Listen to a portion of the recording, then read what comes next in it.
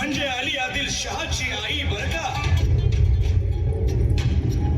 नजरेत तिच्या अंगार दरबार झाला गपगार, कोणी घेईना पुढाकार, साऱ्यांनीच मानली हार.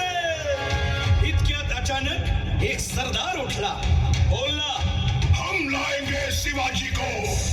आणि त्यानं विडा उचलला. नवतेचं अफजल खान, या नवतेचं अफजल खान, जिथं जागताच मुसैतान, कान बोलला छाती ठोकून, शिवबाला टाकतो चिरडून.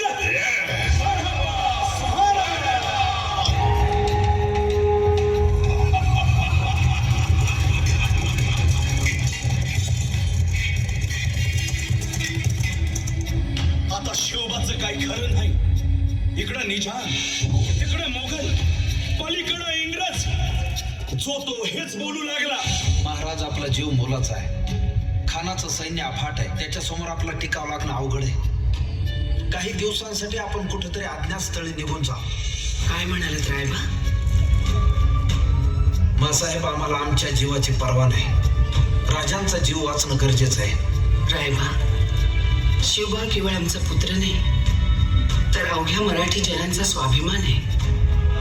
या मातेने आपला पुत्र गमावला तरी 72, परंतु भ्याडपणे पळून जाऊन या मराठी मुलखाचा स्वाभिमान गमावता कामा नये. अशा वाघिणीचा तो छावा, बाळासाहेब, आपला पुत्र आणि मराठी मुलखाचा स्वाभिमान विजयी टिळा लावूनच परत येईल. अशा वाघिणीचा तो छावा, तथास्तु. गनिमाला कसा ठेचावा, डोक्यात नेहमी कावा, भेटीचा धागा सांगावा. खानाच्या भेटीसाठी महाराजांना एक शानदार शामियाना उभारला होता. आणि अशा या शामियान्यात खान डौलत डुलेत आला, खान डौलत डुलेत आला. सय्यद बंडा त्याच्या संगतीला, सय्यद बंडा त्याच्या संगतीला, शिवबाच्या संगती महाला. राजाला पाहून खान म्हणतो कसा,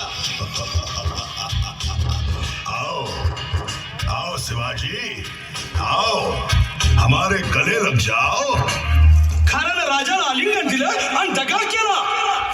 खान अभिमान मान्याला, खान अभिमान मान्याला, कट्यारीचा वाद त्यानं केला, कट्यारीचा वाद त्यानं केला. खर खर आवाज झाला, खर खर आवाज झाला, चिलखत होतंय अंगाला, चिलखत होतंय अंगाला. खानाचा वार फुका गेला, खान येडबडला. इतक्यात महाराज आला, पोटामंदी पिचवा ठेकलाला, पोटामंदी पिचवा ठेकलाला. वाघनं खाचा मारा केला, वाघनं खाचा मारा केला. टरा टरा पडलं पोटाला, टरा गेला खानाचा कोटला. भाई रे आला जी जी, भाई रे आला जी जी जी.